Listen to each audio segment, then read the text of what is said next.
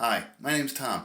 I'm sitting here on my laundry room floor just to show you this new rug that we got. It's kind of a runner. It's about, I think, 6 feet long, 2 feet across. It is the blue version of this. It comes in a couple different colors.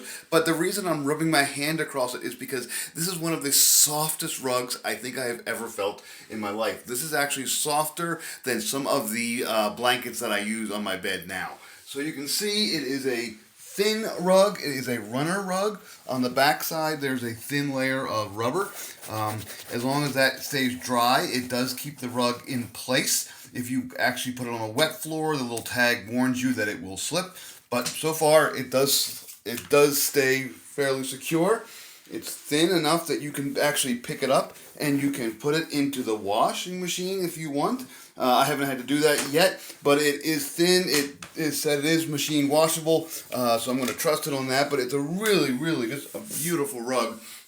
You can see it looks great. It does have that kind of that faux wear to it. That's just part of the design, and we really like it. I'm on a gray floor right now, and we think the blue really is striking with the white trim and the gray floor and the blue walls.